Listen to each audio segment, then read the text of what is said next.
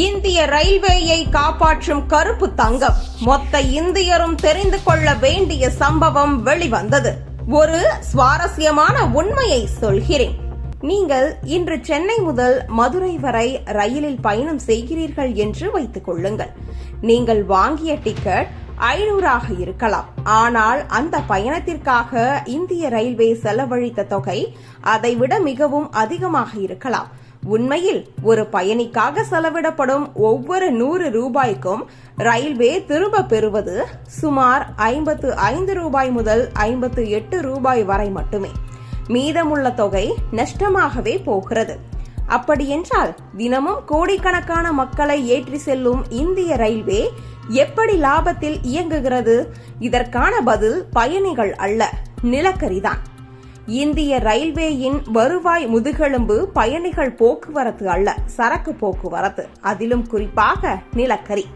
ஜார்க்கண்ட், ஒடிசா, சத்தீஸ்கர் போன்ற மாநிலங்களிலிருந்து எடுக்கப்படும் நிலக்கரியும் ஆஸ்திரேலியா மற்றும் இந்தோனேஷியா போன்ற நாடுகளில் இருந்து இறக்குமதி செய்யப்படும் உயர்தர நிலக்கரியும் நாட்டின் பல்வேறு வெப்ப மின் நிலையங்களுக்கு கொண்டு செல்லப்படுகின்றன. இந்த நீண்ட தூர போக்குவரத்தில்தான் ரயில்வேக்கு மிகப்பெரிய வருவாய் கிடைக்கிறது. எவ்வளவு பெரிய வருவாய் தெரியுமா? இந்திய ரயில்வே கையாளும் மொத்த சரக்குகளில் கிட்டத்தட்ட பாதி நிலக்கரிதான். அதேபோல் சரக்கு வருவாயில் 44 முதல் 48% வரை நிலக்கரி போக்குவரத்திலிருந்தே கிடைக்கிறது. அதாவது நீங்கள் குறைந்த கட்டணத்தில் ரயிலில் பயணம் செய்ய முடிவதற்கு பின்னால் மின் நிலையங்களுக்கு நிலக்கரி கொண்டு செல்லும் சரக்கு ரயில்களின் பங்களிப்பு மிக பெரியது. இன்னும் எளிமையாக சொன்னால், தமிழ்நாடு மின்வாரியம் உள்ளிட்ட மாநில மின் நிறுவனங்கள் நிலக்கரியை கொண்டுவர ரயில்வேக்கு செலுத்தும் பெரிய தொகைகள்தான் சாதாரண மக்களின் ரயில் டிக்கெட் கட்டணத்தை குறைவாக வைத்திருக்க உதவுகின்றன. அதே நேரத்தில் ரயில்வே தன் ரயில்களை இயக்குவதற்கு தேவையான மின்சாரத்தையும் மாநில மின் கட்டமைப்புகளிலிருந்து குறைந்த கட்டணத்தில் பெற்றுக் கொள்கிறது. ஆனால் இங்கே ஒரு புதிய சவால் உருவாகி வருகிறது. இந்தியா 2030க்குள் 500 கிகாவாட் புதுப்பிக்கத்தக்க ஆற்றல் இலக்கை நிர்ணயித்துள்ளது.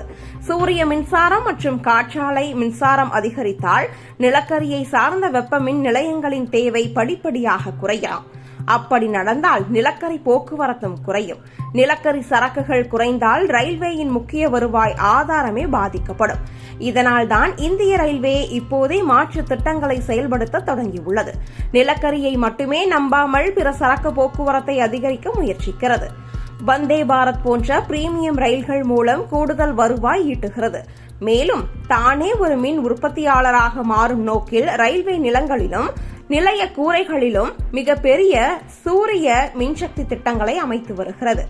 அதனால் அடுத்த முறை நீங்கள் ஜன்னலோர இருக்கையில் அமர்ந்து ரயில் பயணத்தை ரசிக்கும் போது இந்திய ரயில்வே எவ்வளவு மலிவாக சேவை தருகிறது என்று நினைத்தால் அந்த மலிவான டிக்கெட்டின் பின்னால் நிலக்கரி சுரங்கங்களின் கரியும் மின் வாரியங்களின் செலவுகளும் ரயில்வேயின் மிகப்பெரிய பொருளாதார கணக்குகளும் மறைந்து கிடக்கின்றன என்பதை மறந்து விடாதீர்கள். இந்திய ரயில்வே அந்த சார்பிலிருந்து வெளியே வர முயற்சிக்கிறது. ஆனால் அந்த பயணம் கூட ஒரு நீண்ட ரயில் பயணத்தை போல மெதுவாகத்தான் நடக்கிறது.